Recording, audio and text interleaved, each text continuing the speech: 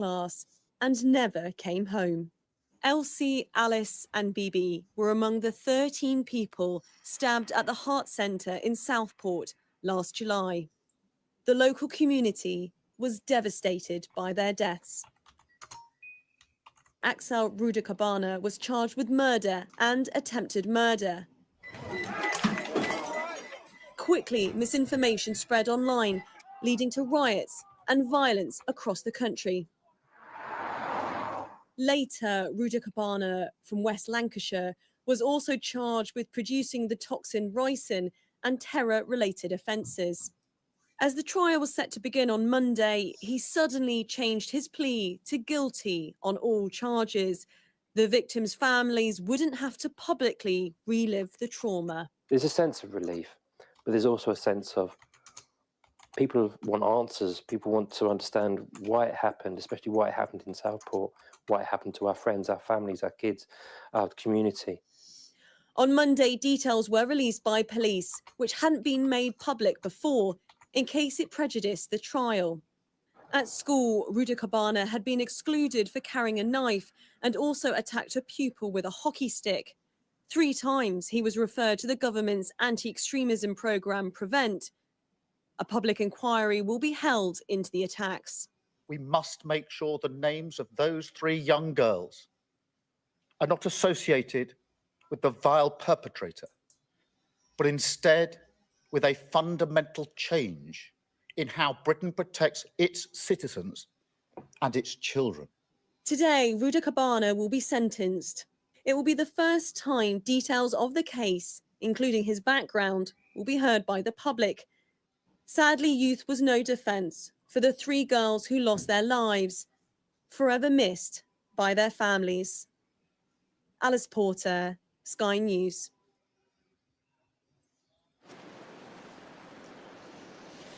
Well, details emerging this week have revealed that Axel Rudakuna had been reported to several authorities over his violent interests and actions. We can take a look at what happened in the years leading up to the Southport attack.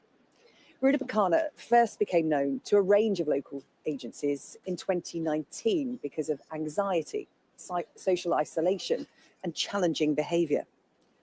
In October of that year, he took a knife to school and was then expelled from that school, Range High.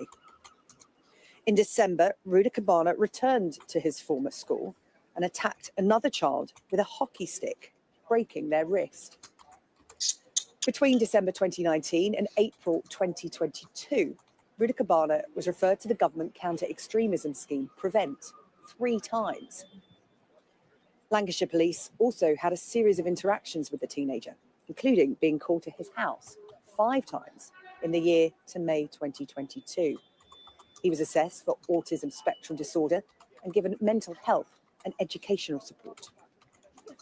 In February 2023, Rudakubana stopped engaging with mental health workers, struggled to attend school, and had anxiety, which left him unwilling to leave his house. A week before the attack, the teenager allegedly booked a taxi to take him to his former school, Range High, but it's understood that his father stopped him from leaving. Then, on the 29th of July, Rudakubana was arrested after fatally stabbing Elsie Stankham, Alice de Silva Aguiar and Bibi King at a dance class in Southport. Well, our crime correspondent Martin Brunt joins me now. And Martin, we're not yet 6 months on from those terrible events of the summer, yet here we are at sentencing of the Southport attacker. Let's talk through what's going to happen today, because it's quite unusual circumstances, isn't it, that we find ourselves in with regard to this case and this trial? Yes, I mean, the one thing to say is that we are not going to get the full details of the police investigation because we're not going to have a trial. But, in the interest of open justice, we will get a short version of that police investigation. So the Crown Prosecution Service lawyer, the prosecutor, will spend probably a couple of hours talking through what the police discovered. That'll be the thrust of what he says. But I think this is perhaps an opportunity as well for the prosecution to answer some of those questions that everybody wants to know. What was the material? that he was looking at online over those years that so filled him full of this obsession with extreme violence. And we know the government is already, in response, talking to the internet providers, trying to take down the stuff that he looked at, the kind of school massacre stuff, the documents on Nazi Germany, genocide material, all of that fueled what the authorities say is an obsession with extreme violence. We may get some indication of what happened on those 3 occasions he was referred to the government's counter-terror system, the PREVENT system.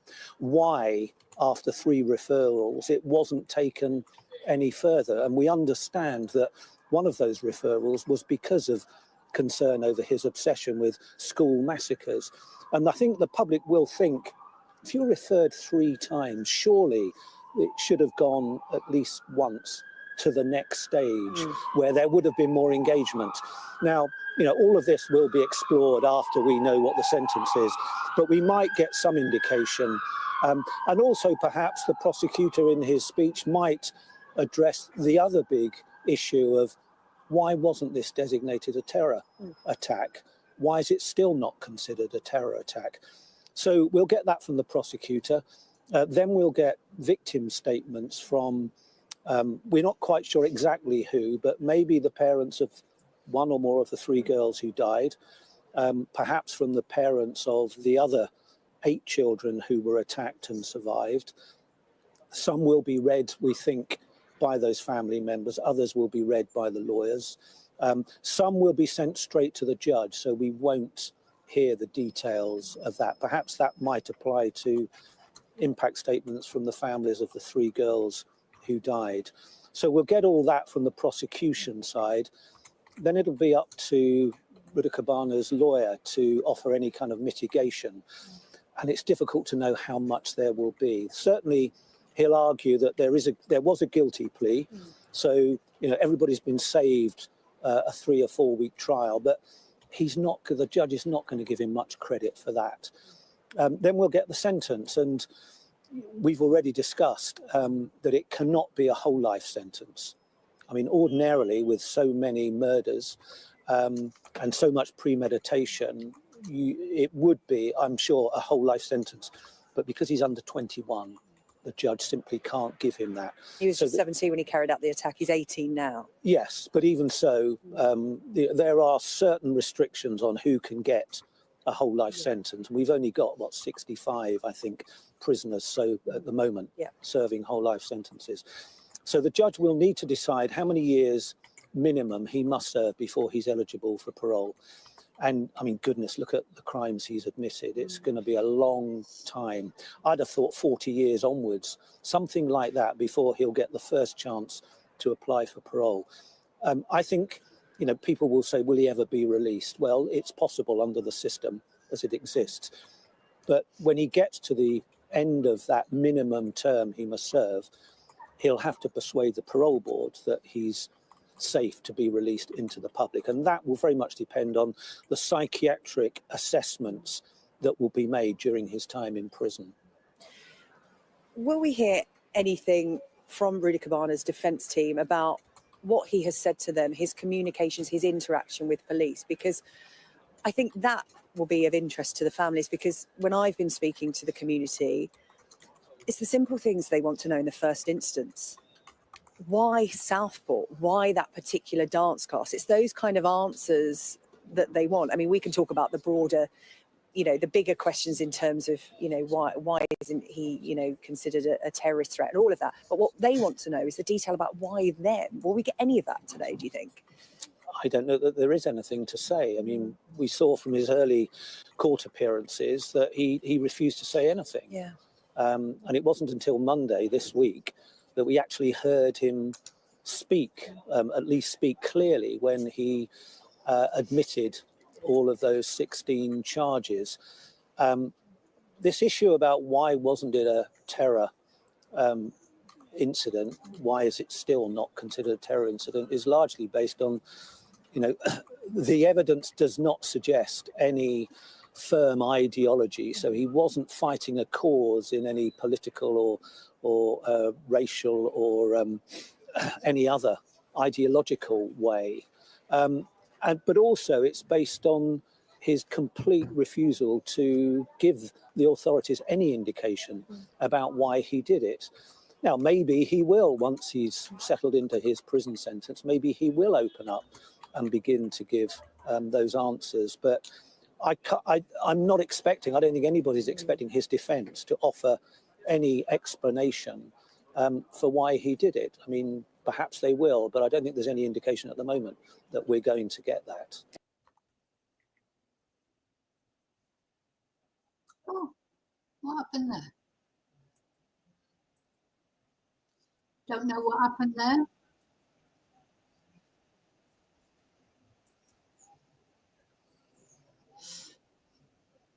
Okay.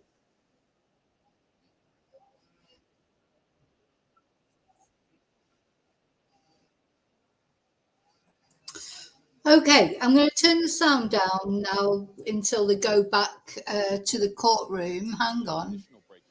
I'm not sure what happened there. I think I pressed the wrong button. So here we are. I'm just going to turn the sound down on that for a bit. Good morning, good afternoon, or good evening, wherever you are in this crazy world we're living in. Now, we're going to stay with Sky News and report on any news that comes through as it comes through. There should be some. The prosecution is going to go through. We're going to find out more information about the things that Axel Rudakuna was searching online, his internet search history, other things they found in his room, in his home. And, you know, maybe we'll find out more of the reasons why this was never considered a terror attack. And I mean, it obviously is terror, but I think the reason that Prevent, and this is going to change, I think, hopefully from what Keir Starmer's saying, the reason that Prevent didn't take it any further is he did not fit into their current criteria. He's obsessed with death, with knives, with genocide, but he was obsessed with all sorts of different ideologies. If it was violent, he was obsessed with it. So he wasn't specifically Al-Qaeda only he was affiliated to. He was interested in genocide in Nazi Germany. He was interested in the Rwanda genocide. He was interested in school shootings. Really, this boy is obsessed with murder, death, knives, which, you know, whichever sort of scope it comes from, whichever origin it comes from. And that's why Prevent did not. But even so, he was referred 3 times to them, probably by his own family.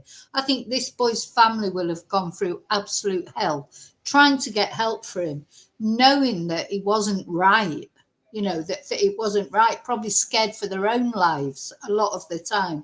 His father had already prevented him from going back to his old school to commit more violence, where he'd already broken someone's wrist with a baseball bat.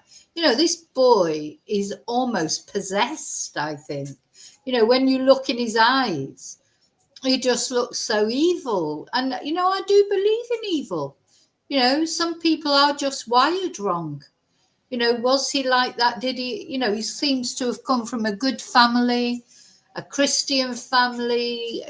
You know, we don't know, obviously, what happens behind closed doors, if there's been anything else going on, but it seems like his brother is not of this persuasion. So I don't think he was, he hadn't converted, you know, to Islam or anything like that. He was just obsessed with violence, and whichever way he could, you know, jump, whatever bandwagon he could have jumped on, he jumped on it, didn't he? And he was obsessed with knives. He bought his knife. He had a machete and 2 knives. He bought his knife that he killed these poor little girls with. He bought it on Amazon. You know, so now that's already led to Keir Starmer and the government making sort of urgent changes to how, I mean, at the end of the day, really, if you order a machete online, now, I see a lot of people in my village with machetes because they use machetes to cut back undergrowth. Farmers use them. You know, they're not only used to actually murder people, of course, are they? But why would someone like Axel need a machete? He's not a farmer. You know, surely like a gun, you know, you've got to apply for a license, haven't you, for a gun? You've got to give a reason why you might want it. Maybe you're a hunter or a farmer, or I don't know, whatever reasons there are that they allow you to have a gun. But it's anyone, I mean, literally here in Spain, you can walk in a shop and buy a machete just there in the Chinese shops, massive knives, etc. No questions asked. I'm presuming that people have to be over 18 to buy them, but I don't even know if that's true. I also know lots of people that have bought their children knives. You know, there's like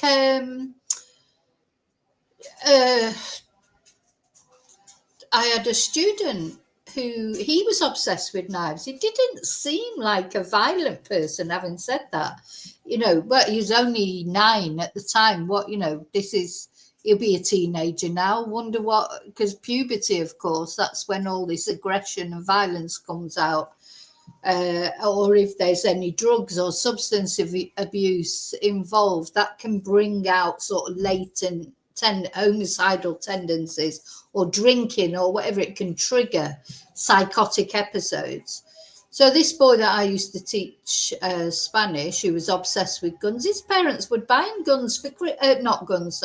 knives, would buy him a new knife for Christmas.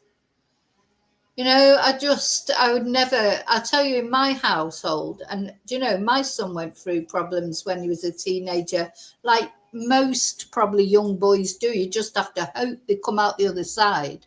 But there's never been any weapons in my house, let's put it that way.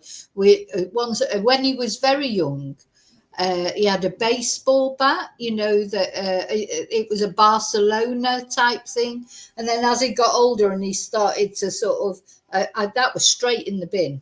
I put it straight in the bin, that baseball bat. Don't want anything around the house because teenagers get involved in fights, don't they, with their friends, or, you know, you'd come back from going out, I say with their friends, but, you know, not all teenagers' friends are friends. You know, they'd go out, they'd be drinking, there'd be a scuffle. So I didn't want my son to have anything that he could take out and do any damage to anybody with, just in case he wanted to, or it might even have been in self-defense. Also, then a friend of mine, a male friend of mine, gave my son a BB gun. That went straight in the bin as well. I don't want my son having any kind of gun, even a BB gun. What for? What do you need a BB gun for? I mean, what? To shoot animals or to shoot people, just like in a joke? Or I just, honestly, you know, this is what you see in America a lot, don't you? A lot of these school shooters, etc. People buy their own children guns for Christmas. And sometimes when their children have already got problems, they buy them a gun for Christmas, teenagers or whatever. Just ridiculous. You know, they've got to take some responsibility, I think, those parents. Well, they are now holding them responsible, aren't they? Now, I'm not saying this is what Axel's parents did. Seems like Axel's parents did as much as they could to, you know, gain the attention of the authorities. They reported him to the Prevent thing. They phoned the police because there were 5 times when they felt under threat from Axel.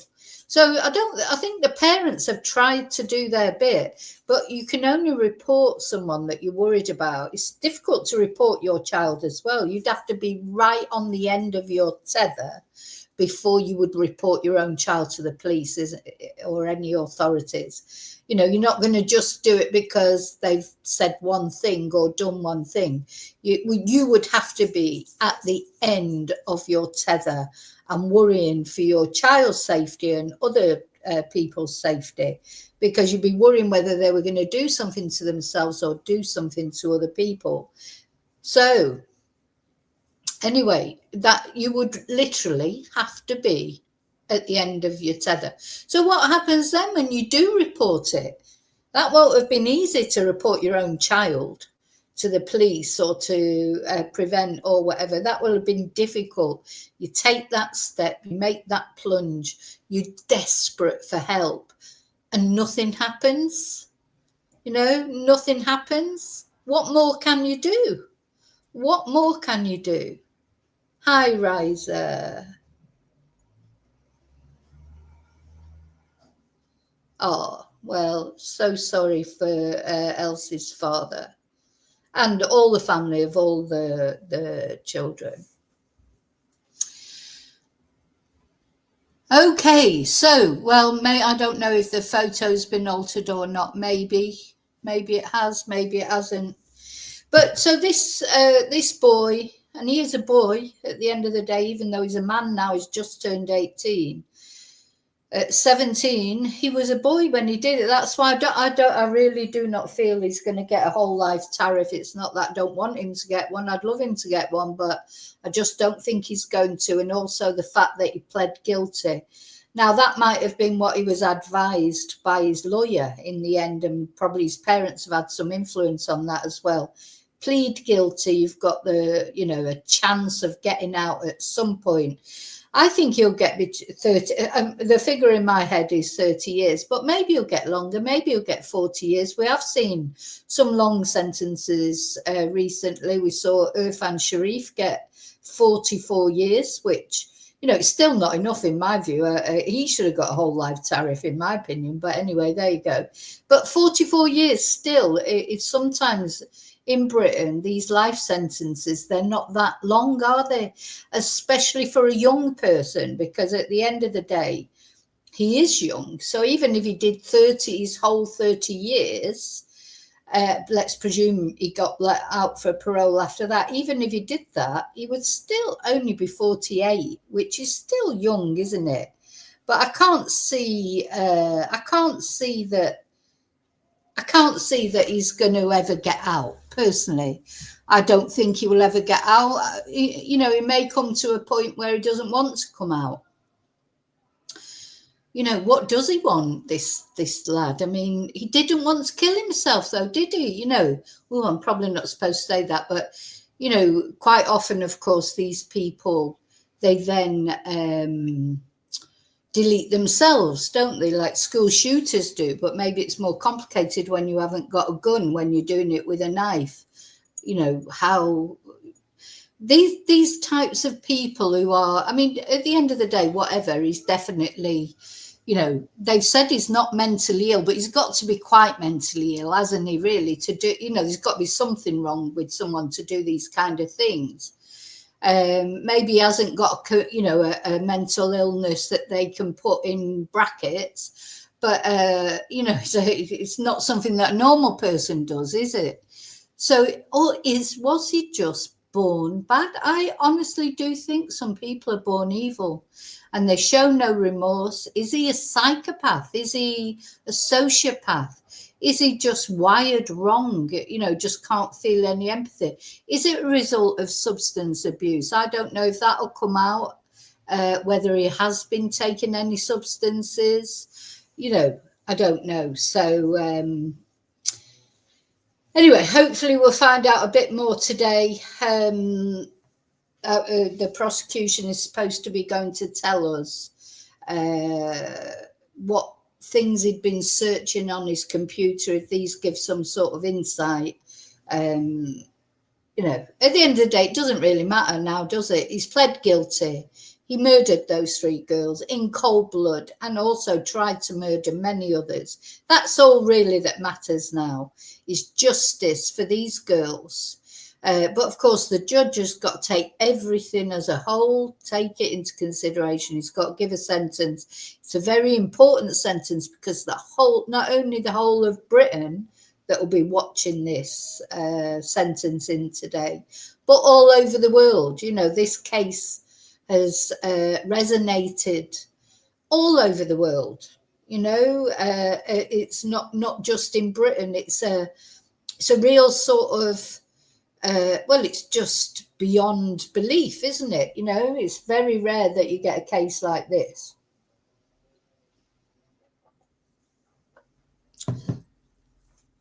So when they come back on, I'll put it back to Sky News when they come back on talking about the prosecution, etc. Now, you need to get your provisions in because this will probably be quite a long live because we'll have the prosecution presenting, you know, because we've not got a trial, so we're not going to get all the ins and outs of what happened, which is a blessing, I expect, for the parents, though I'm sure they want to know what happened as well. I mean, you know, we've talked about this before. Everybody reacts in a different way. You know, if it was me, I feel like I would want to know everything, you know, but some people maybe wouldn't. So let's see, let's just go back to that. Is he talking about it now? All right, so they have this little sort of advert thing and then they're coming back to the sentencing. Yeah. Now, I've been talking about these bedroom terrorists for ages. There are too many young people sitting in their bedrooms for too long length of time. On the internet, you can see anything on the internet. How do you censor the internet? And then once they get to 18 even, which is still young really, then you can't censor it, can you? Because they're considered a grown-up then, they're considered an adult. And I know from experience, once people become 18, you as a parent, you can't do anything. You know, so if you have got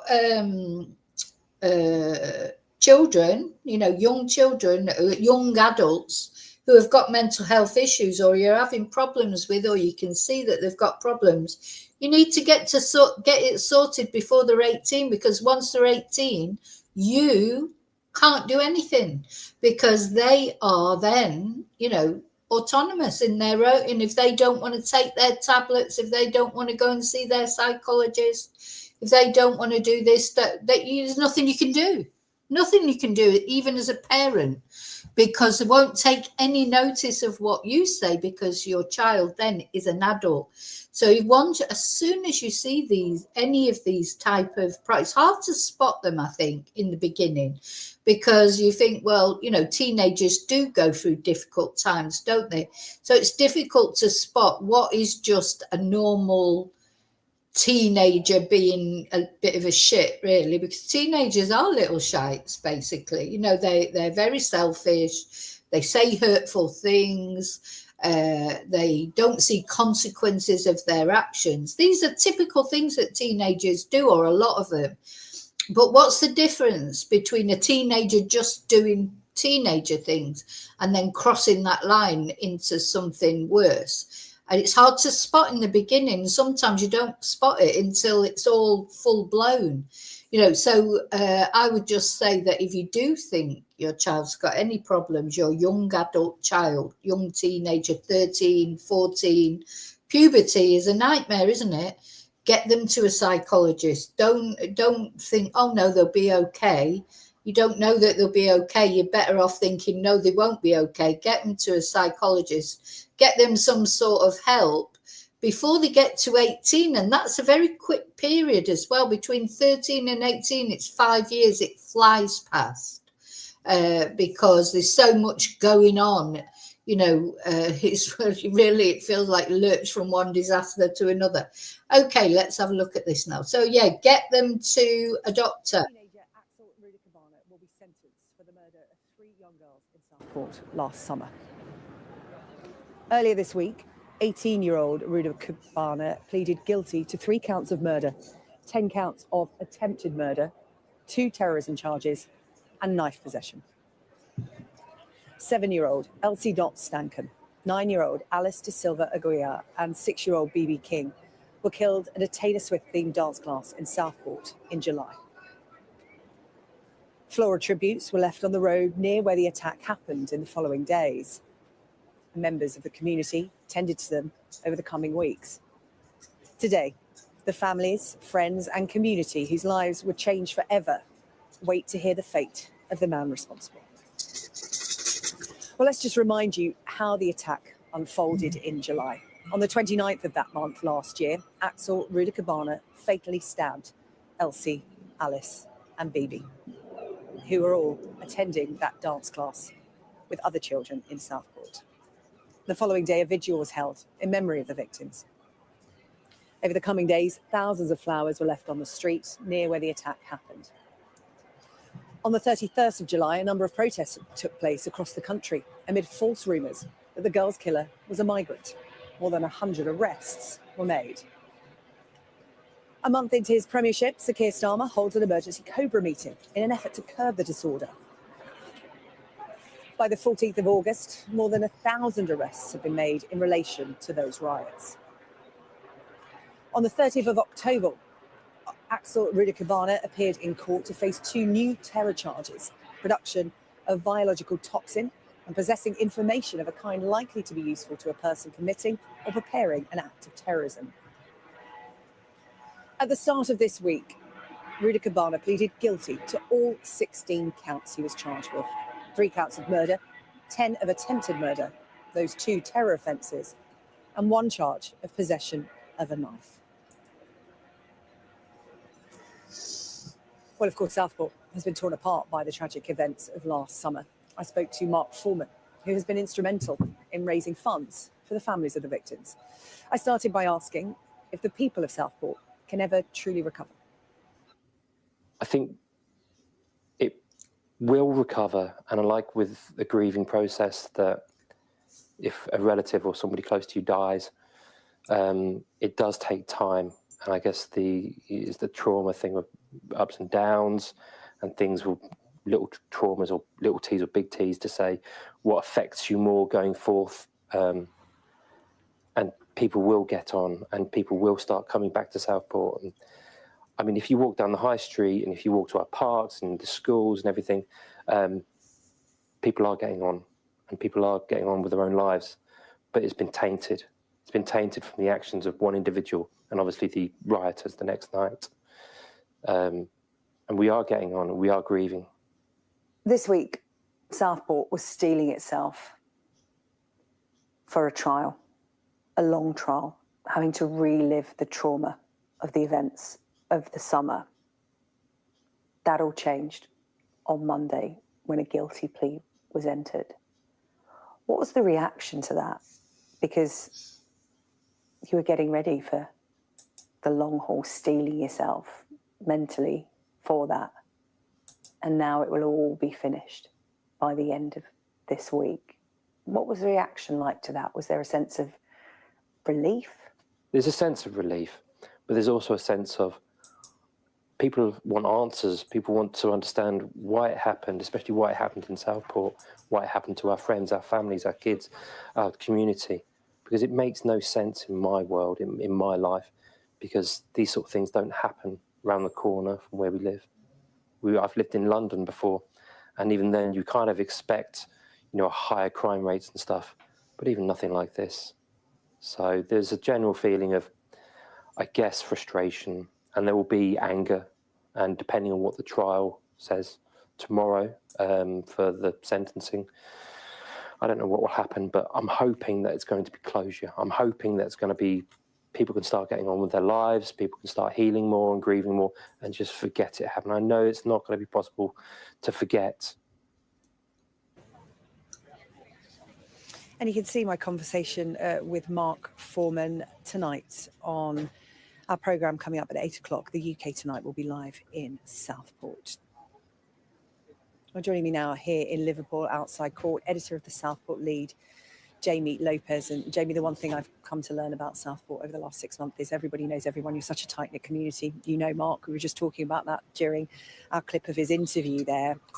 Talk to me about what today means for Southport. So I think the first thing to say, really, I've compared to how this week was expected, there's no overriding sense of relief. The trial was a date that I think an awful lot of people have been completely dreading. The idea that it needed to go ahead because this man was refusing to speak was incomprehensible. And there's for so many people, the wounds are still raw, and to know that the victims, the families who've lost children, the people who responded that day just because they happened to live nearby, even the emergency service, the fact they would all have to come here and relive what happened day by day for week after week, I think was causing an additional level of trauma. So the fact that that's been avoided is as positive as anything can come at this stage. As for today, it would be wrong to say there's any kind of closure that's possible, but the idea that people can stop seeing that man's face all over, every time they look at the phones or the TVs, this kind of stuff needs to be reported, it needs to be understood. But I think in Southport there's a sense, there's a desire to focus on the legacy and honouring those poor children and remembering the good rather than letting that man dominate and define Southport, because that isn't how it should be seen, that isn't how it wants to be seen. Yeah. There will be information that comes out today from the prosecution. We will hear victim impact statements from the families. I know Alice's parents have arrived here in court today. That's important for them to have their moment in court, to have their voices heard, because for the last 6 months, understandably, the families haven't spoken. The community has wrapped their arms around them and kept them safe. But for them today to be in that court, to have a sentencing, to have the man that killed their little girl sent to prison for a long time, that's very important in taking that next step. Absolutely. I mean, and they are the voices that deserve to be heard. They are the people whose opinion matters. Yeah. They have gone through something that, to describe it as your worst nightmare doesn't even come close to it. They are the people who deserve to have the attention. They've kept a very dignified silence for these past 6 months, and it is important now that they get that chance, and they get a chance to say it on a public record, and that the person responsible is forced to hear it and forced to understand. Whether he's capable of that is a different question, but this is their chance, and they are the ones who deserve to have the focus and the attention and the support. And I was talking about it in my conversation with Mark Foreman about what the community have been doing to support not just the families directly affected, but people who lived on Hart Street, people who saw the aftermath of that, who ran towards danger to help those girls and the teachers caught up in this. The wider community, everybody knows everyone. So young girls and boys who could have been in that dance class, but it was really popular, it was full, they couldn't get in. The ripple effect of what happened is so powerful. How have you been supporting the community as a whole? Yeah, because I think back to that to July 29th, and you start with the sounds, and the rumours kind of start to unfold, and then it turns to, oh my God, were your children there? Do you know somebody who was there? And once the horrific details came out, I think the response was extraordinary. You look, the vigil that took place the day after, there's more than 1,000 people there for something that started with a Facebook post. Yeah. And it wasn't in any way officially organised at first. It was just people wanted to find a way to honour the children, to honour the victims, to help their families, but also to come together and support each other, because no one could really get their head around something so horrific happening on their doorsteps. And then a day later, you get those awful riots. And the following morning, people immediately, their first response is to get out and clean up, help repair the mosque, help fix walls. Yeah, can we talk about that? Because, the shining light in Southport during that really dark time, I noticed it was palpable. It was the community coming together. But because of what happened, there was so much division as well. Those riots sparked by what happened because of misinformation, totally unrelated to the tragedy, the personal tragedy that Southport was feeling. What's the lasting effect of that? Because I spoke to so many angry residents. There was one woman I spoke to who said, I'm so angry, I can't talk to you on camera, but this isn't in our name. This is not what it was about. Do not associate whatever you want to get angry about with what's happened to those 3 little girls and us, this community. Yeah, I think there's a great desire for Southport not to be defined by the attack. The residents here, we want to honour the girls, honour the victims, but not to be defined by the actions of one evil man. It's that, that response that happened in the days afterwards, that's continued for months on. There's still fundraising events going on. There's still memorial events. You can, if you drive around Southport now, you'll still see the pink bows which are up there to remember the three girls. The community, because it doesn't end with the sentencing today. There is a long-lasting impact that there's no time frame on that. No, absolutely. I mean, as I say, the kind of the wounds are still very raw. We're 6 months on, which is nothing really. There's going to be times when when the anniversary comes around and it's all going to be relived again. But all of those efforts, all those the fundraising efforts, the charity events, the community events of bringing people together, they will continue. And I think Southport has been determined to show its best colours in the light of just something that was unimaginable. The spotlight will come to Southport once again if and when a public inquiry is held. How does the community feel about that? Because I know there was a real sense of confusion at the start of this week when it was understood that the trial wouldn't last 4 to 6 weeks. It would finish today, in fact. There was no sitting during the week. It's literally all about today. And so they wanted questions, answers they may never get, but they wanted those questions to be asked. Is a public inquiry important to the community at Southport? I think what needs to happen is there needs to be learning from this. Yeah. Obviously, there's nothing that can be done to bring those girls back, but I think, as the Prime Minister said on Tuesday, what can happen is changes can be made to make sure that no other families have to live through this, because it's so senseless. And you look at the opportunities that were missed to have made intervention, and people do want answers over that, because this feels, as more details have emerged or become public, it does feel this could have been avoided, and that's something that's going to be even more hard for the families to accept. And you say nobody wants Southport to be defined by what happened, but it really has cast a shadow over the town over the last 6 months. And I know that tourism businesses have been affected because people haven't wanted to come to Southport. And I suppose part of that healing and moving on for the community is saying, we want life to return to some sort of normality. Please come to Southport. And I think that's really important in the healing process and moving on. Yeah, and I think the message from the sort of businesses throughout has always been, we are still open. I mean, what happened on July 29th is not a wider reflection of the town or the activity here. And I think, as you say, it needs to be able to heal and to be able to recover and to move forward. Southport will always be an open and welcoming, friendly place for any visitors. Yeah. Jamie, really good to talk to you. Jamie Lopez there, editor of the Southport Lead. Thank you for your time today. Thank you. Well, we will be here throughout the day at Liverpool Crown Court for the sentencing of the Southport attacker. You can follow it. We have a live blog up on the Sky News website, and you can, of course, follow it with us here on television as well. But for now, I'll hand back to the studio. We'll be back at 11 o'clock. SJ, thanks so much. Here we're going to return to California. And earlier in the programme, we told you about those latest evacuation orders triggered by yet another new fire near Los Angeles, LA, which will host the Olympics. Okay, so when they go back to the normal news, we'll come off it and look at some other things. So the thing is with this boy, apparently, I think what is also worrying is apparently he spoke freely about these obsessions he had with knives, with violence, with genocide, with the Nazis, with terrorist organisations, with the IRA. This is why they failed to identify him as a terrorist, because he did not identify with one group in particular. Anyone who was committing genocide or murdering, he was looking into, hopefully we're going to find that out this morning for certain, he was looking into his online activity was not restricted to Islamist terrorism. So this is why they were saying they could not connect him to one particular terrorist group.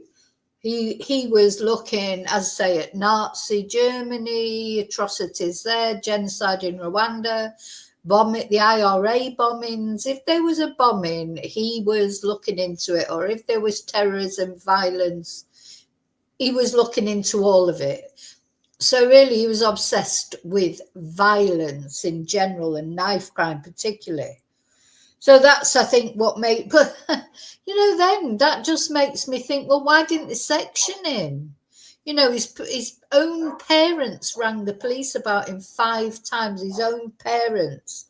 Then he was referred to Prevent 3 times. He'd already broken a pupil's wrist. He'd gone into this, viciously attacked another pupil years before. He had this history. You just think, how many red flags do you need? This boy needed sectioning. They say they're not going to connect it with mental health, but obviously he's not, he's not a full shilling. Sorry, pardon the expression, but is he? No one who goes and breaks another young person's wrist. Maybe the other person did bully them. Maybe he was bullied at school. Most children are bullied at school one way or the other, but they don't go and do these extremes. So he was like he was like a bomb waiting to go off, wasn't he, himself? He was like a bomb, just all these things.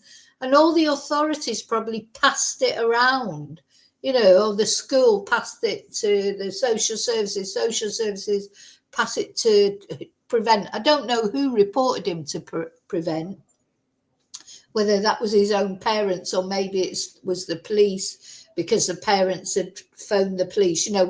Maybe we'll get to find out the chain of events. But it just seems like an absolute disaster. He literally was a bomb waiting to go off. He was going to go off somewhere. And unfortunately, it was these 3 little angels that paid the ultimate price for not only for his evilness, because I do think he's evil. I think he's possessed. I mean, I do believe in possession. He looks like he's possessed, doesn't he? So these little girls paid the price for his evil, but also his unchecked evil. He was not dealt with properly. I mean, I don't know what the answer is. But he should have. I just feel like, I don't know, some people need to be locked up for other people's protection. This boy, he couldn't have given any more red flags if he tried. He was open about it. He wasn't trying to hide it. Sometimes these things do come out of the blue. You'll get someone and people will say, oh, he seemed like such a nice person, blah, blah, blah. Oh, no, there was no signs. But with this boy, there were signs. He wasn't a nice person. His neighbours said he just glared at them. Maybe when he was a little boy, he was nice. But really, from being sort of early teens, he hadn't been a nice person. He wasn't nice to anybody. He wasn't nice to his family. So you couldn't say that it came out the blue. Everybody knew he was a twat before he was a real twat. Anyway, so I just want to show you this. So this is what an expert is saying, what they think will happen, what sentence this boy will get. They don't think I don't think he'll get a whole life tariff. But as someone said in the chat, it will feel like a whole life tariff because he'll never get out. I don't think he'll ever be given parole. The judge said it would be the equivalent of a life sentence because he was under 18. He was 9 days short of his 18th birthday at the time of these dreadful crimes. He will be sentenced to what's called detention during His Majesty's pleasure. And that just means indefinite detention. The judge, of course, has to set a minimum term, but because he is, normally you might well have had a whole life sentence, but you can't make a whole life order in the case of a person who was under 18 at the time the offence was committed. So what he will get is a minimum term and no doubt very long. Okay, but to all intents and purposes, amounts to the same thing? It amounts to the same thing, exactly so. I mean, the judge has to set a starting point. And if he'd been 18 for 2 murders or more, the starting point would be 30 years. Because he's 17 at the time, it'll be 27 years. But you can add to that, because of what are called aggravating factors, and there may be a reduction for what are called factors that are mitigating to reduce it. And then you come up with a total. And of course, it doesn't mean that's the sentence you'll serve. That's the minimum you'll serve before the parole board would consider whether you're safe to be released. Okay, let's just watch that again, because I did think that was very interesting. because this guy is an expert on sentencing. So this is what he thinks. Let's just watch one more time. And the judge said it would be the equivalent of a life sentence because he was under 18. He was 9 days short of his 18th birthday at the time of these dreadful crimes. He will be sentenced to what's called detention during His Majesty's pleasure. And that just means indefinite detention. The judge, of course, has to set a minimum term, but because he is, normally you might well have had a whole life sentence, but you can't make a whole life order in the case of a person who was under 18 at the time the offence was committed. So what he will get is a minimum term, and no doubt very long. Okay, but to all intents and purposes, amounts to the same thing? It amounts to the same thing, exactly so. I mean, the judge has to set a starting point, and if he'd been 18 for 2 murders or more, the starting point would be 30 years. Because he's 17 at the time, it'll be 27 years. But you can add to that, because of what are called aggravating factors, and there may be a reduction for what are called factors that are mitigating to reduce it. And then you come up with a total. And of course, it doesn't mean that's the sentence you'll serve. That's the minimum you'll serve before the parole board would consider whether you're safe to be released. Yeah, it's interesting that actually, because I think it's true that it almost doesn't matter what sentence he gets, because that's the minimum term, isn't it? So even if he got a minimum term of 20 years, which I think it will be more than that, definitely, but it doesn't mean to say he's going to be out after 20 years. That's his minimum. Then he's got to apply for parole.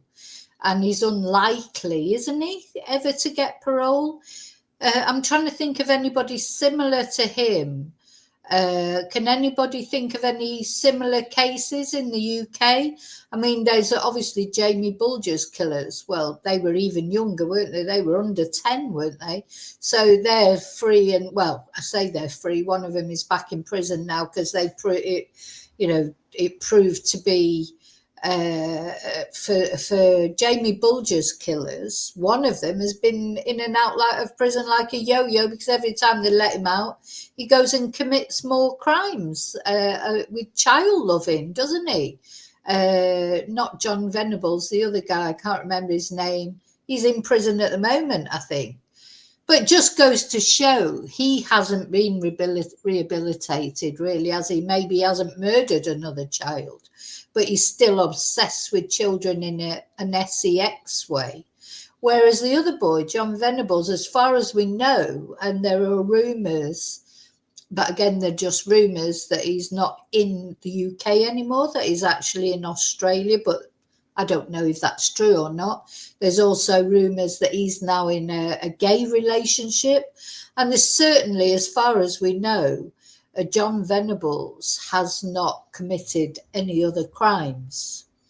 As far as we know, anyway, would we even get, I think we would get to know if he was put back into prison like we have with the other guy, but then he'll just be released with a new identity again, because these bloody horrible, see, to me, those boys, I'm sorry, I know they were only boys, but what they did to Jamie Bulger, they should never have been released from prison. In my opinion, don't care how young they were, because that is not what somebody does. Even children who, I know they can do, children do bad things, shoplifting, take drugs, I don't know, maybe even beat somebody up or, do things, but not what they did to that little boy. They went out looking for a little boy. That day, they were looking for a boy, or a boy or a girl, a child to kidnap. They were looking to do some damage. They're bad inside. Some people are bad inside. Now, having said that, maybe I've been proved wrong by the fact, has John Venables gone on to become a productive member of society? Maybe he has. And maybe I'm wrong with him, but I'm not wrong with the other one, that's for sure.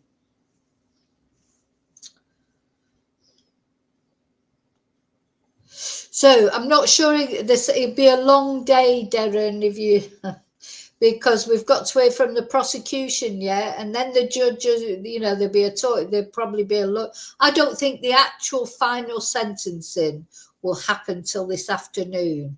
What I'm hoping will happen this morning is that we'll get to hear what the prosecution has got to say. So we'll get more information about, you know, Axel and the build up to these crimes. Then we'll probably get the judge talking. Then the judge will probably go off for lunch to consider the sentence. That's when I'll probably stop the live.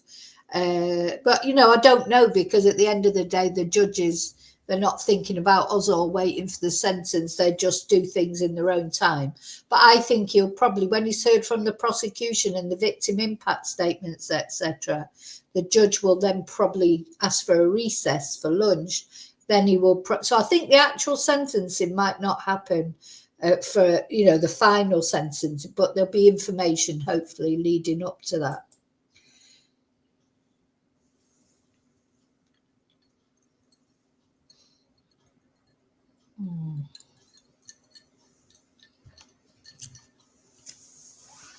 Good night, Kelly. Probably by the time you wake up, we'll still be here waiting for the sentence. Anyway, good night. Is it John Venables who's in prison? What's the... Oh, Robert somebody. What's the other guy called? John Venables is the one in prison. So what's the other one called? Why can't I feel like it's Robert something, but I can't remember his name. Let's have a look.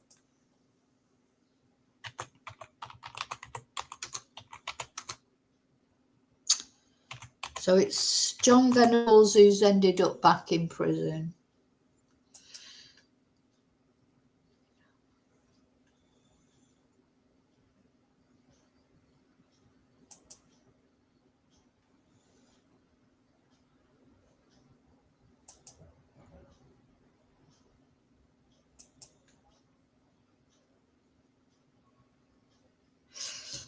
Sorry, I can't find the name of the other one.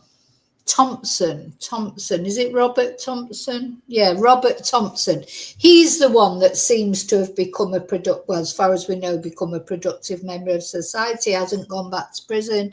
He's supposedly in a gay relationship and supposedly not living in the UK. But again, all these are rumours because we can't know, because these things are secret, aren't they? But yeah, John Venables, he's the one who's been back and forward like on an elastic to prison. You know, they just want to lock him up and throw away the key, because he almost can't help it. You know, I do believe they can't help it. They're wired wrong. You know, there's something, but they can't rehabilitate. He's never going to rehabilitate. He's been given every chance in the world to rehabilitate. Forget him. Lock him up, throw away the key, as far as I'm concerned. Okay, let's go back to Sky News Live, because it might go.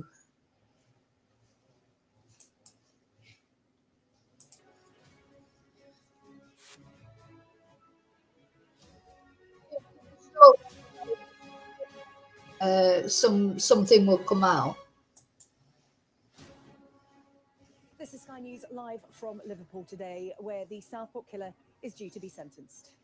Axel Rudakubana will find out the length of his prison sentence later, after pleading guilty to the murder of 3 girls at a dance class in Southport.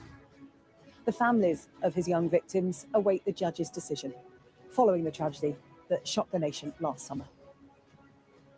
We'll have full coverage from here throughout the day for you, and we will bring you the moment of sentencing from inside court live.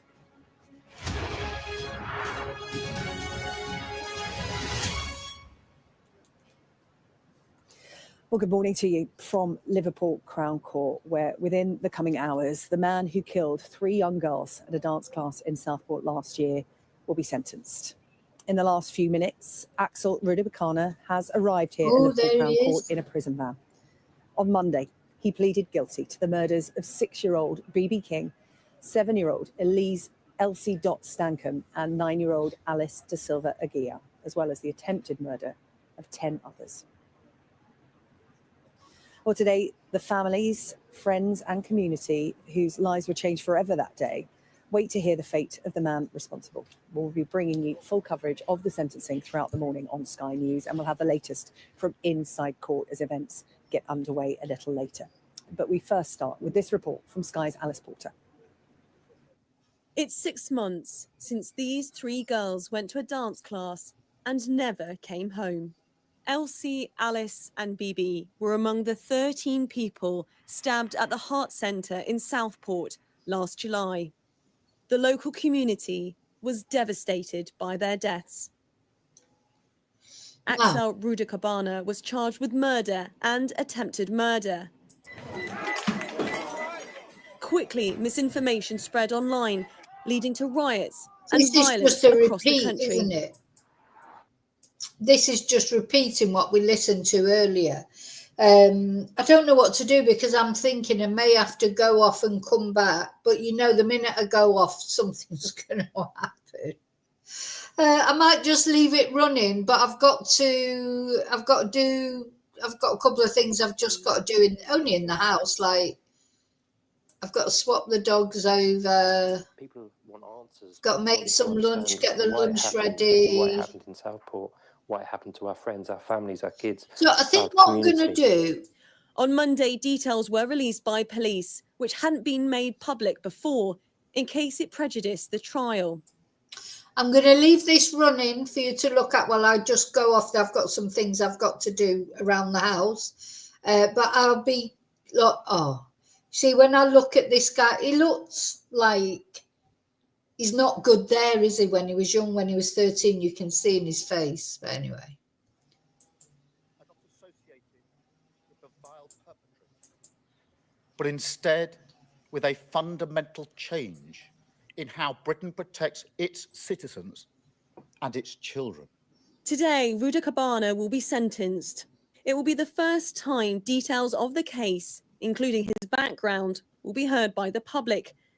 Sadly, youth was no defence for the 3 girls who lost their lives, forever missed by their families.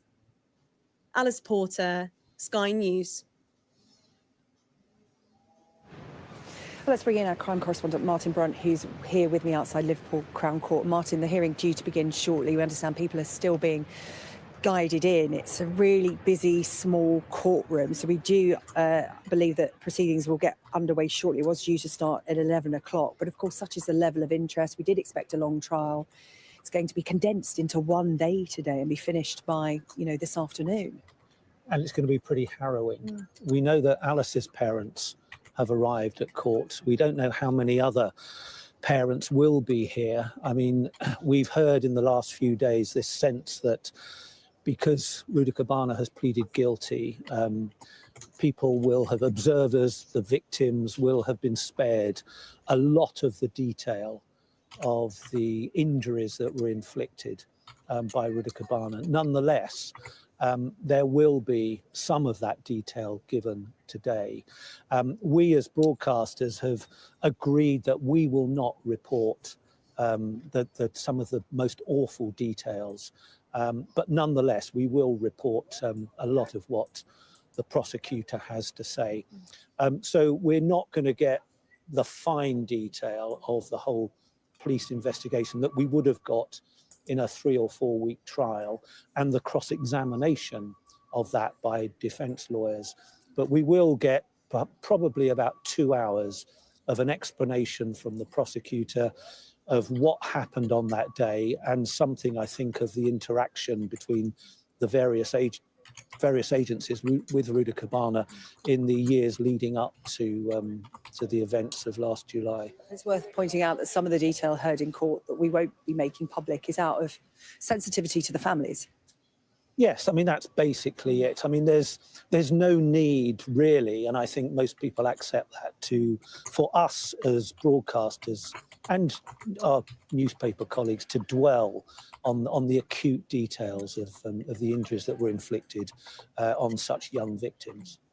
Can we talk about sentencing? Because, of course, Rudakubana was 17 when he carried out the attack. He is 18 now, but we are told that because of his age, he will not be given a whole life order. The expectation is it will be a life sentence. What are the implications of that? How will that work?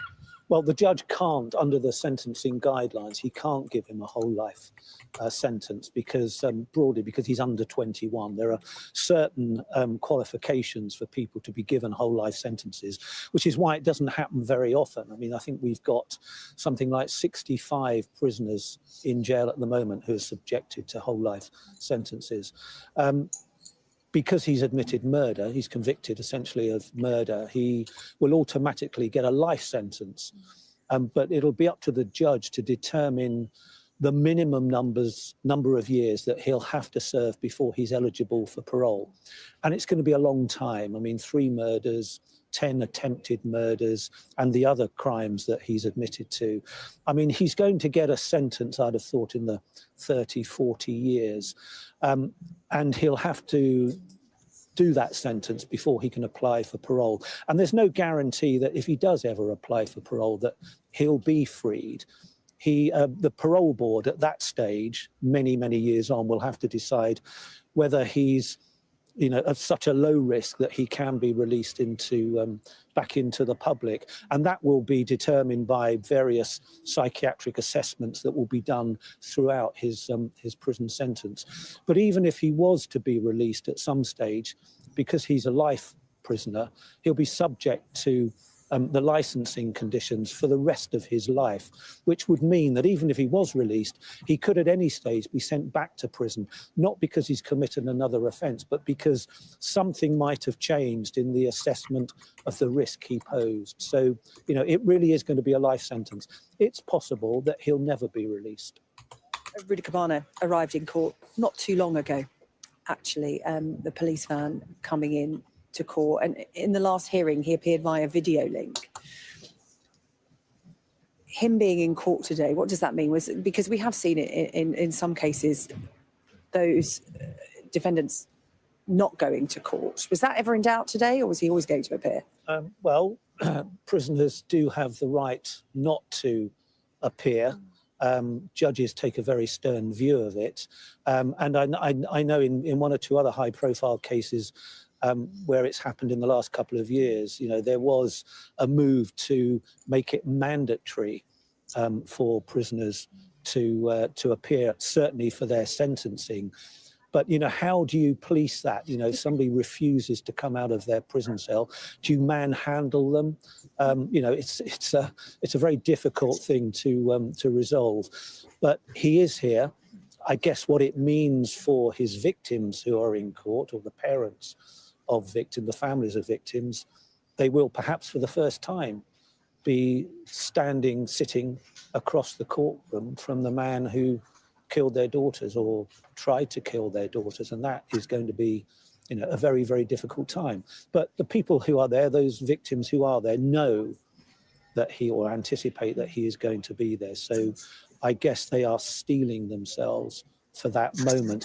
And perhaps some of them want to see him, to look at him and try and get some kind of understanding about what he did and why he did it. Really difficult and intense day for those families inside court today. Martin, thank you. That hearing due to get underway shortly. It was due to start at 11 o'clock, but of course, as you can understand, so many people wanting to be in that courtroom for such an important day for Southport, proceedings have been delayed ever so slightly. Well, Southport as a town torn apart by those tragic events of last summer. I've been speaking to Mark Foreman, who has been instrumental in pulling the community together, raising funds for the families of the victims. I spoke to him yesterday, and I started by asking if people there can ever truly recover. I think it will recover, and unlike with the grieving process, that if a relative or somebody close to you dies, it does take time. And I guess the trauma thing of ups and downs, and things will, little traumas or little T's or big T's, to say what affects you more going forth. And people will get on, and people will start coming back to Southport. And I mean, if you walk down the high street and if you walk to our parks and the schools and everything, people are getting on. People are getting on in their lives. But it's been tainted. It's been tainted from the actions of one individual, and obviously the rioters the next night. And we are getting on, and we are grieving. This week, Southport was steeling itself for a trial, a long trial, having to relive the trauma of the events of the summer. That all changed on Monday when a guilty plea was entered. What was the reaction to that? Because you were getting ready for the long haul, steeling yourself mentally for that. And now it will all be finished by the end of this week. What was the reaction like to that? Was there a sense of relief? There's a sense of relief, but there's also a sense of people want answers. People want to understand why it happened, especially why it happened in Southport, why it happened to our friends, our families, our kids, our community. Because it makes no sense in my world, in my life, because these sort of things don't happen around the corner from where we live. I've lived in London before, and even then you kind of expect, higher crime rates and stuff, but even nothing like this.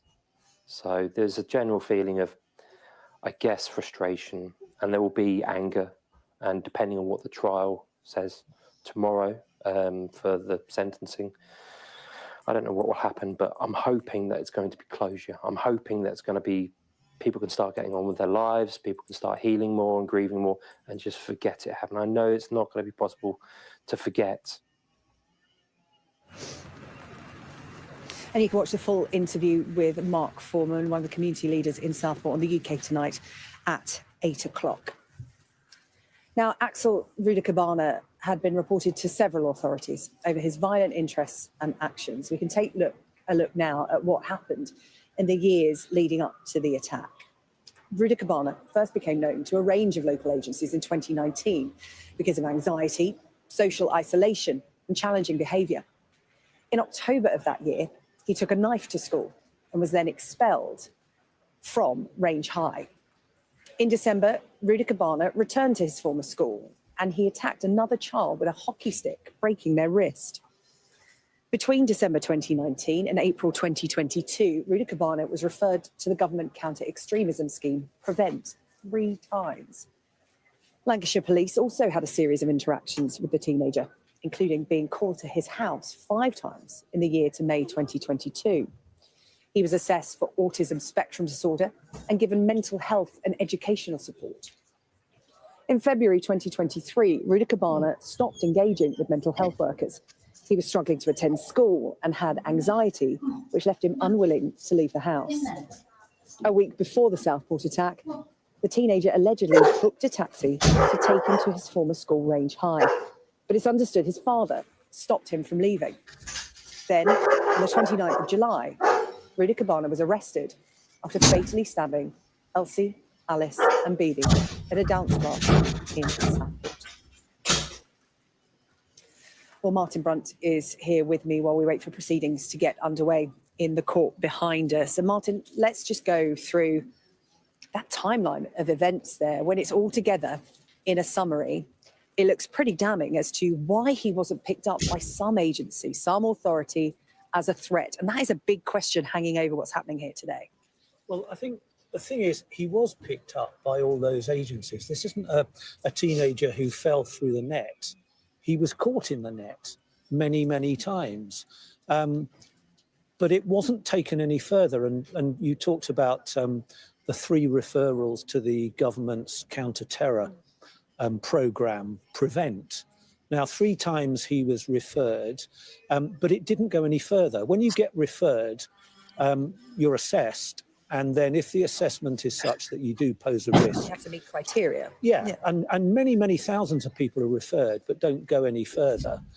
That's one of the criticisms about the system, that it sweeps up too many people because the definition of extremism is too wide, and that may change with the review that's going on at the moment.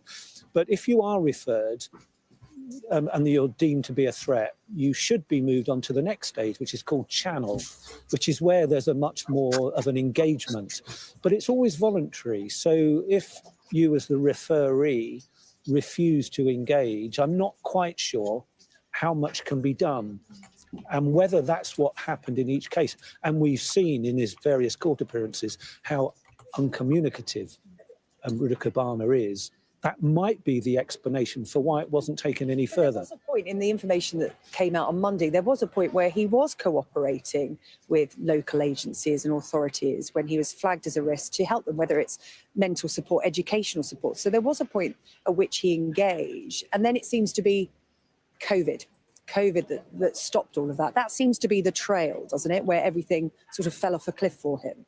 Well, I think we await a fuller explanation, don't we? I mean, that's why there's a public inquiry. Yeah. That's why the Lancashire child safeguarding system has its own internal independent investigation. I mean, there are so many reviews going on that those are the kind of answers that it's hoped those various reviews, inquiries will give us at some stage. Whether we'll get any answers to those questions this morning from the prosecutor, it perhaps is a chance for the prosecutor not just to explain the police investigation and what was discovered, but perhaps to give a bit more detail about those various engagements and why they didn't work, and why enough wasn't done. I mean, could enough have been done? I mean, we don't know enough about what those engagements involved, but perhaps he was counselled, perhaps there came an end to it, and who could foresee perhaps that it would result in something as awful and violent as it was on 29th of July last year. But you would have thought, and I can understand why there's so much concern publicly, that with all those engagements, particularly the referrals to the counter-terror government programme, that he was still free to go and commit those dreadful crimes. We are hearing from our colleagues inside court, the hearing delayed slightly as the court fills up, people filing into the courtroom. Such is the level of interest in this case. It shocked a nation. It got global attention, Martin, but for those inside court, it is the families of the victims, the families of those injured, the wider community. People want to be in there for this moment because it's so important. Yes, I mean, I suppose in a broad sense, it's all about justice being seen to be done. As we said earlier, we're not going to get a full trial. We're not going to get 3 or 4 weeks of fine detail of what happened and what he did and the engagement with those various agencies. But, people do want to have as much of an understanding about what happened and why as they can. And this really is the opportunity. We don't know quite how much detail the Crown Prosecution Service prosecutor will go into, and we're certainly not going to get all that fine detail I mentioned earlier, but we'll probably get 2 hours of an insight into the police investigation and what they learned about what he did. I mean, the thing that we won't get is why he did it, because he hasn't engaged, he hasn't offered any explanation. And I think at the end of today, it will still come down to this was a teenager with a bizarre fascination with extreme violence. Okay, Martin, thank you very much. Martin Brunt, our crime correspondent. Stay with us here on Sky News. Coming up, we'll be hearing from the editor of the Southport Lead on how the Southport attack has impacted the local community.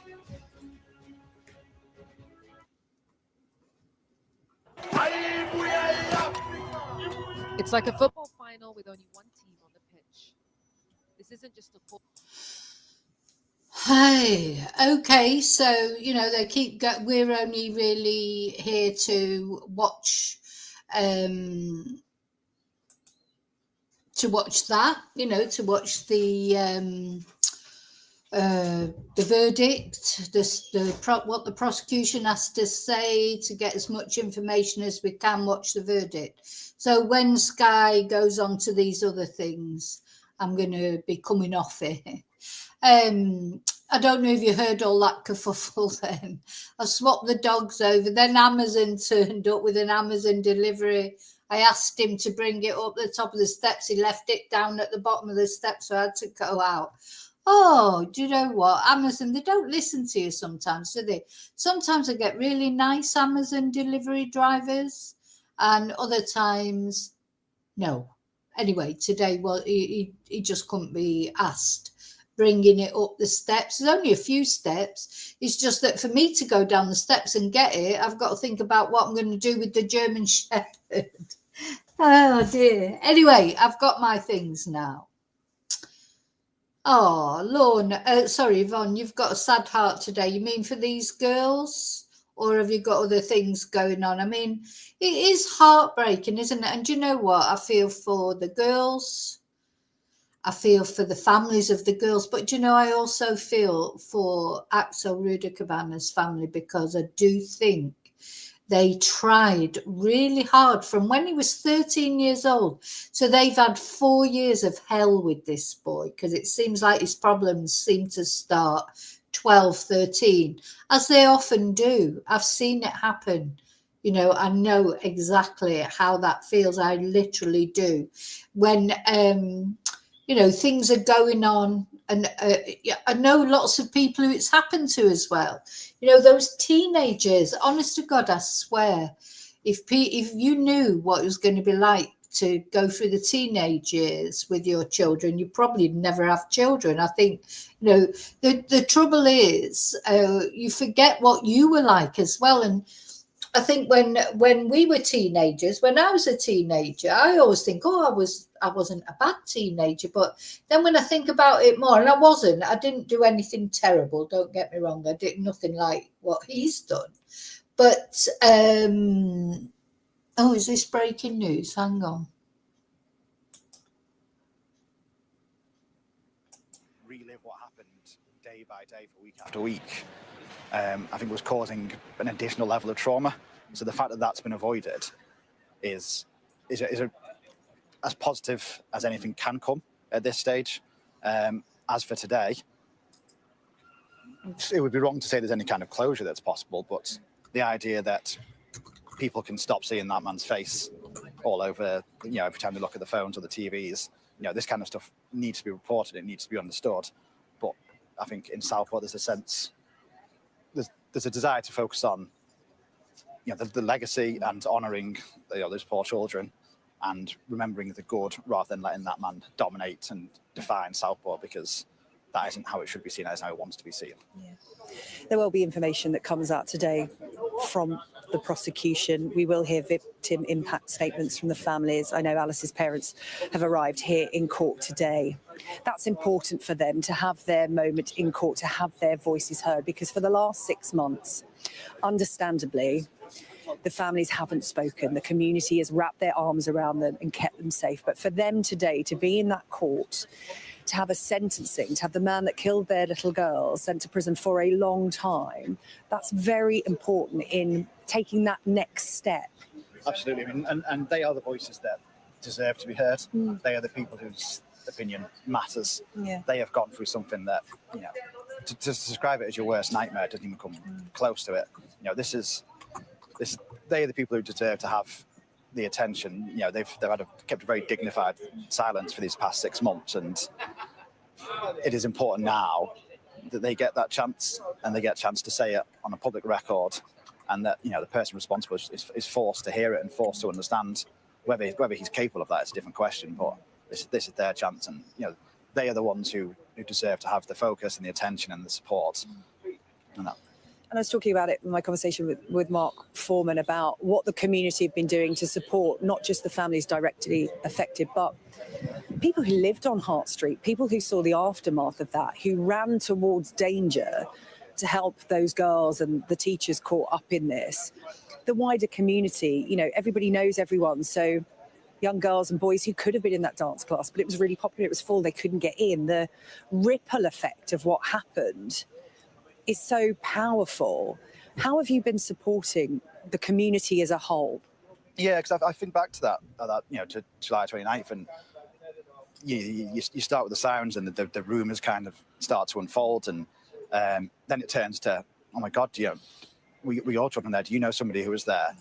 And once the kind of the horrific details came out, I think the response was extraordinary. You look, the vigil that took place the day after, there was more than 1,000 people there for something that started with a Facebook post.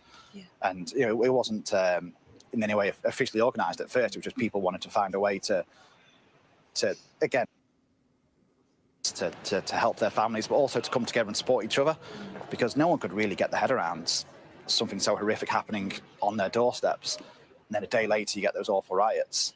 And the following morning, people immediately, their first response is to get out and clean up, help repair the mosque, help fix walls. Yeah, can we talk about that? Because, the shining light in Southport during that really dark time, I noticed it. It was palpable. It was a community coming together. But because of what happened, there was so much division as well. Those riots sparked by what happened because of misinformation, totally unrelated to the tragedy, the personal tragedy that Southport was feeling. What's the lasting effect of that? Because I spoke to so many angry residents. There was one woman I spoke to who said, I'm so angry, I can't talk to you on camera, but this isn't in our name. This is not what it was about. Do not associate whatever you want to get angry about with what's happened to those 3 little girls and us, this community. Yeah, I think there's a great desire for Southport not to be defined by the attack. The residents here, we want to honour the girls, honour the victims, but not to be defined by the actions of one evil man. It's that that response that happened in the days afterwards, that's continued for months on. There's still fundraising events going on. There's still memorial events. You can, if you drive around Southport now, you'll still see the pink bows which are up there to remember the 3 girls. The community, because it doesn't end with the sentencing today. There is a long-lasting impact that there's no time frame on that. No, absolutely. I mean, as I say, the kind of the wounds are still very raw. We're 6 months on, which is nothing really. There's going to be times when when the anniversary comes around and it's all going to be relived again. But all of those efforts, all those the fundraising efforts, the charity events, the community events of bringing people together, they will continue. And I think Southport has been determined to show its best colours in the light of just something that was unimaginable. Coming up, much more from outside and inside Liverpool Crown Court as the Southport killer is due to be sentenced in the coming hours. After the break, I'm going to be joined by a former Merseyside police inspector.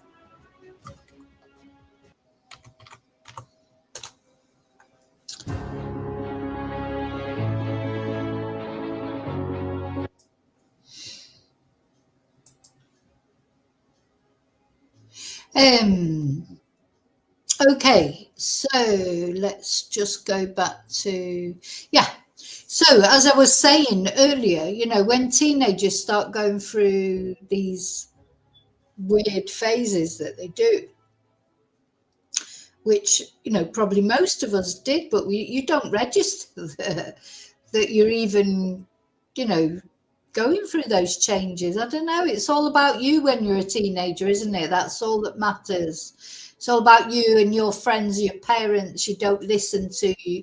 You rebel against your parents, and I expect that's what Axel has gone through with his family. I think his family have probably gone through absolute hell.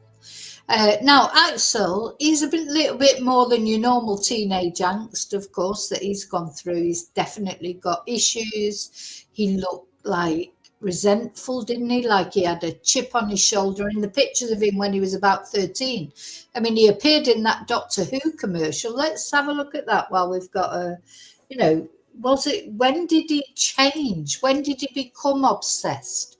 Like they mentioned COVID then, didn't they? That he had been flagged up as having problems. Most teenagers have got anxiety. Most children these days have got anxiety issues, or they've got ADHD, or they're saying he was autistic as well. All these are common issues, I think, with children. But when does it go sort of past that?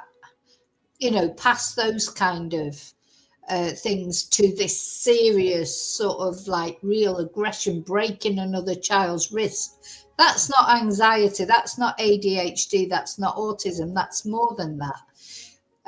Now, they were blaming it on COVID because apparently before, up to COVID, he was cooperating with the different authorities that he'd been referred to. And then at some point in time, he stopped cooperating. And because these things are voluntary, and also, going back to what I was saying earlier, if you've got a child or a grandchild or anyone who's got issues like this, get them sorted before they're 18, because after they're 18, you cannot even go to the psychologist will not even discuss it with you. You know, you may be the mother, you may be the father, you may be the guardian or whoever, but once that person is 18, these professionals can't even discuss it with you because of, you know, privacy, etc. So it's a very, you just have to hope, you know, that your child doesn't go through that. But you know what? You can't guarantee it, and it can happen to anyone. You might think it can never happen to your child, but it can. Let's see the Doctor Who thing. 10 counts of attempted murder, 2 terrorism charges, and possession of a knife. 7-year-old Elsie, 9-year-old Alice, and 6-year-old... Oh, hang on, it's back, sorry. Dance class in Southport last July. Floral tributes were left on the road near where that attack happened in the following days. Community members tended to those flowers over the coming weeks. Today, the families, friends, and the community, whose lives were changed forever that day, wait to hear the fate of the man responsible.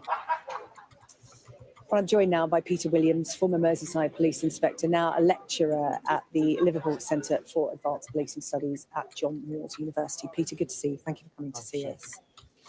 Big day today for Southport. Oh, absolutely. I mean, the amount of press interest alone, this will have global coverage, and rightly so, because I think everybody's waiting to hear what the defence are going to say, if they're going to offer any mitigation at all, some sort of explanation as to what has happened.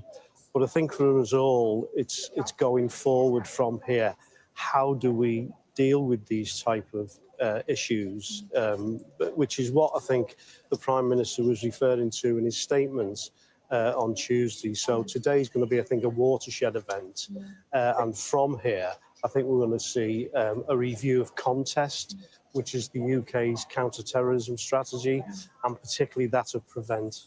He talked about a new kind of terrorism, didn't he? And I was talking to our crime correspondent, Martin Brunt, before, and he made the important point that Rudakubana did not slip through the net. He was caught in the net several times, but it didn't actually fit the criteria for Prevent, say, for them to take him to the next stage. But it was clear that this was a troubled young man for various reasons, but the most alarming point was his addiction and obsession to violence. But there didn't seem to be an organisation that could deal with that. Is that something that will be worked out in the future? Because we know plans are afoot for Prevent to maybe take in that. Well, obviously, Prevent has got its specific role and the reason why it's there. And out of the 4 pillars, if you like, of the counter-terrorism strategy, Prevent has been the one which has seen the most changes and amendments. In 2015, for example, under Theresa May, it was placed on a statutory footing, and that was the first Western country to do that.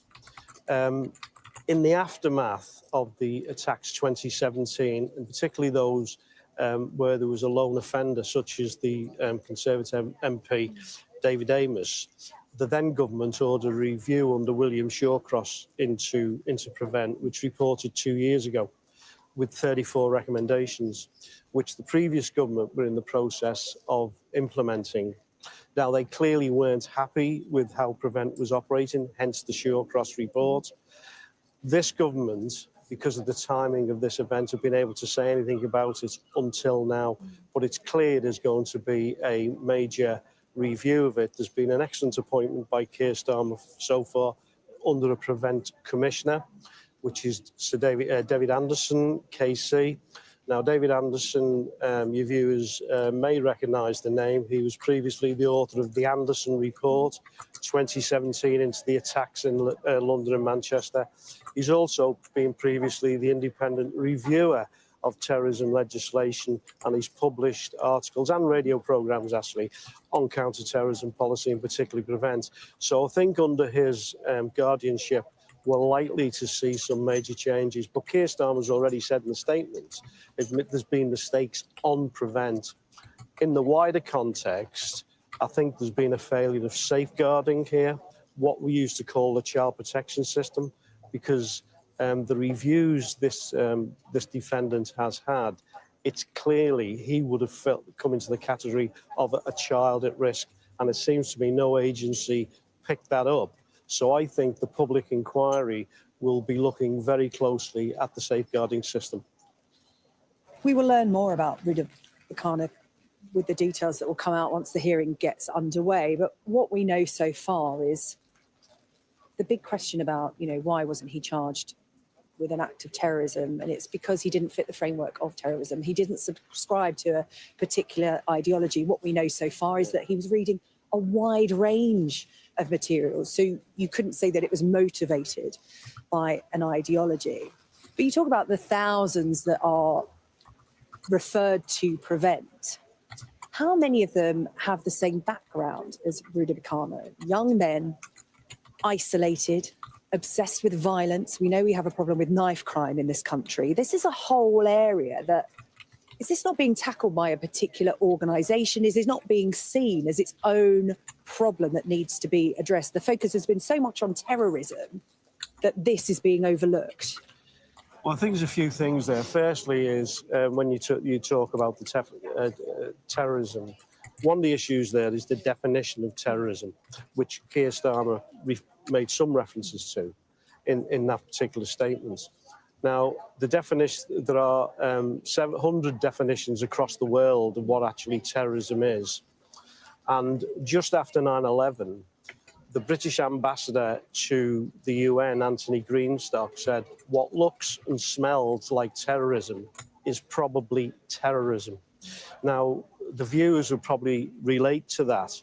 But if it's But not written down unfortunately, as law, the parameters are there. it doesn't fit the definition under the Terrorism Act of 2000, which Keir Starmer was hinting at. So people slip through the net when an incident isn't necessarily classed as being a terrorist incident. And I think in this case, that has happened. But I think once again, going forward, I'm not so sure that the safeguarding system is equipped to deal with the likes of this particular defendant, where he was placed under certainly some form of supervision, which of course would be aimed directly at his behaviour. Had he been put in the criminal justice system per se, I think that might have been a different story. But without that, I think the public inquiry's got to come up with some key recommendations going forward. Recommendations that are implemented, because Absolutely. of course that's always where this falls down, doesn't it? I lose count of the amount of times I've sat here on Sky News and talked about really important reports, groundbreaking, these recommendations are going to make the difference, and then a month, a year later, you're talking about the fact that they haven't been implemented and another incident has happened again. Well, sadly, what we're talking about is I use the child protection system, which we now call safeguarding, and we know, sadly, we're hearing consistent stories where the child protection system or the safeguarding system has failed young people, and in some respect, it has failed this young man in that regard. Well, the hearing hasn't got underway yet. As you would expect, it's a full courtroom, it's a small courtroom, so much interest in this. We did expect some kind of delay. We'll let people know when it does get underway. We've got a live blog up on our website, and I'm just checking in with our colleagues in court, but it hasn't got underway yet. What will happen to this young man? He cannot get a whole life order because he was 17 when he carried out the crime. He's under 21. There is a framework within which the judge has to Okay, now it seems like there's been a delay. I'm probably going to come off stream in a moment and then come back in an hour or so and see what's occurring. What I want to just show you before I do finish is, remember the Doctor Who video that so once upon a time, this lad was a young lad who what happened to him? What happened to this boy? Anyway, let's have a look. So this was the Doctor Who video that he took part in. Now, he looks a little bit of a misfit. I expect he did get bullied at school, not only because of his colour, maybe, but also he's quite tall, isn't he? And a bit gangly, and children are cruel. And I expect he did, as I say, I expect this young lad, he probably did get bullied. Maybe that's what made him go into isolation, or maybe he was smoking skunk marijuana and that's what sent him a bit haywire, or maybe he was born bad. You know, will we ever find out? I don't know. But if you look at this advert, you can see he's a little bit gangly. And you know what kids are like. It's that time of year again.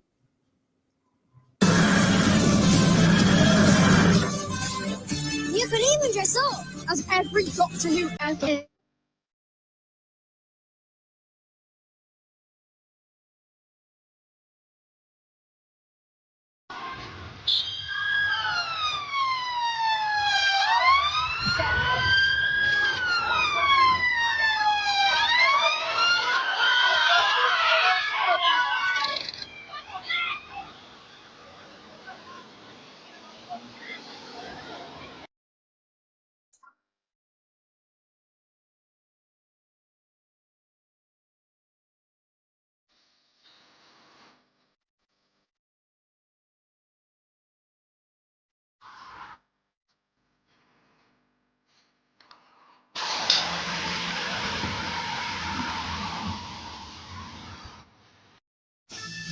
Time of year again.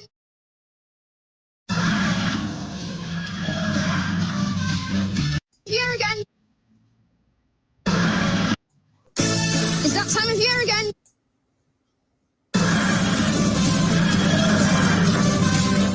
You can even dress up as every Doctor Who ever.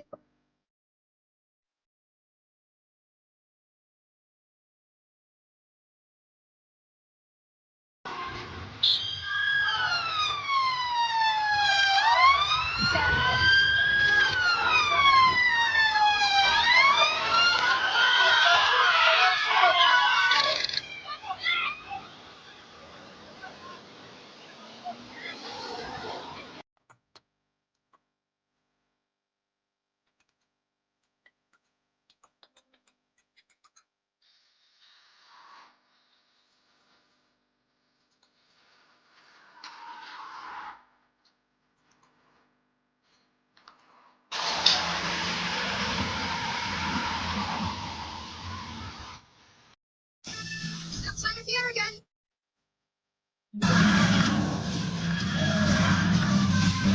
You can even dress up as every Doctor Who ever. So, yeah, you know, what happened to that boy? What happened to him? You know, and why were the signs not picked up on? So many signs. You could not have had any more red flags than they had, could you? You know, it's ridiculous. So, right, where am I going? Where am I going? Because I'm going to go literally only for half an hour. I'm going to go. I don't know what time this, the actual sort of hearing will go. You can bet as soon as I go, because the hearing has been delayed. At the moment, it's saying on Sky News, the hearing is delayed as court fills up. But that was 31 minutes ago, so I don't know if that. Anyway, I'm going to go for 30 minutes to an hour. I hope you'll come and join me later for part 2, where hopefully we'll get to hear what's going on and then go into the judge's sentencing. Thanks for watching so far. Oh, I'm going to I haven't lit my candle yet. I'm going to light my candle. I'm going to leave it burning for these girls, their families, and also, you know, for Axel's family. And why was this boy allowed to slip through the net so many times? Even though, to be honest, earlier on, he was forthcoming about his obsessions and his things. Then after COVID and during COVID, he stopped cooperating. He should have been made to cooperate. You know, he should have been investigated better. You know, when they went into his home and they found all that bomb making equipment, you know, this guy was, you couldn't get more red flags. It's impossible.